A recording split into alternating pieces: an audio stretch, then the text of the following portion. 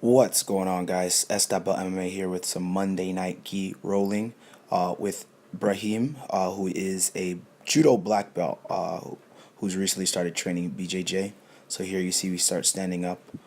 You'll see here he attempts the sweep. I kind of reverse that because I know for judokas, their goal is usually to try to get the takedown. My goal is usually to try to reverse it anytime I roll with a judoka. So from here, you see I've kind of got the seatbelt position. I stand up here because I've kind of got him in a kind of a choke, but I use that as a control to get my hook in. Here he's trying to kind of get his legs over my foot, but I kind of keep my feet up so that he can't really do anything. Here I got the choke, and then I end up getting the submission here. Here then we end up resetting. So as we reset, we get going, focusing on getting my grip. And with when rolling with judokas, I tend to make sure I keep my posture as opposed to giving it up, because they tend to like these positions and they give very heavy top pressure. So for me, I'm not giving anything up in the way of positioning, but I do. Here you see I go to try to kind of sweep him here. I'm not unable to get that, and so I just come back down, back to my knees.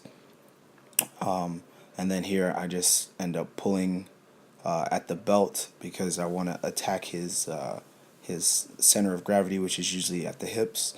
So from here, I'm just waiting for his initial reaction or initial attempt at a sweep here, and then again I pull him in because I've got his hips, and then I sweep and roll into the mount position. So from here, I'm starting to attack his arms.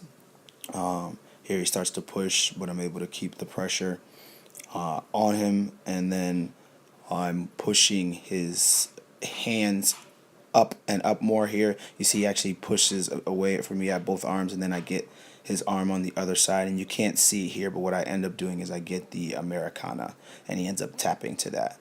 So from there we end up resetting again.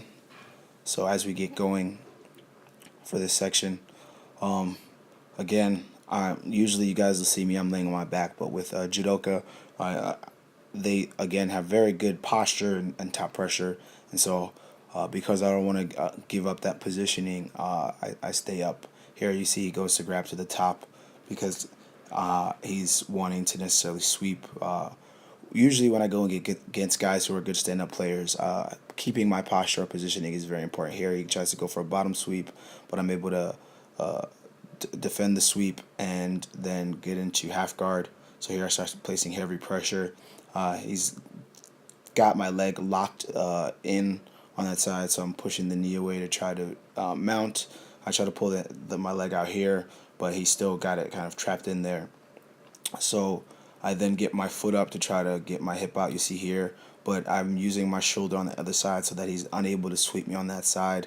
It's difficult to get my leg out because he's got a really tight hold on it. So from here, I then start working the choke. I know it's a little bit hard to see. I apologize for that because we're out of frame a little bit. So you see here, I start grabbing his lapel, and then as I'm grabbing the lapel, I'm kind of working his head up a little bit more and more so that I can secure the choke pretty clean. So you see here, I push his head up with my head, and then from here, I'm able to then kind of come back down to the side, and then I get the choke, and he ends up tapping there. So as we reset here, there's about another 30 or 40 seconds left in the round. So we get going, and I'm just focused on now maybe working my close guard. So you see here, I'm getting my grips, getting the proper grips, which is another important aspect of rolling with judoka.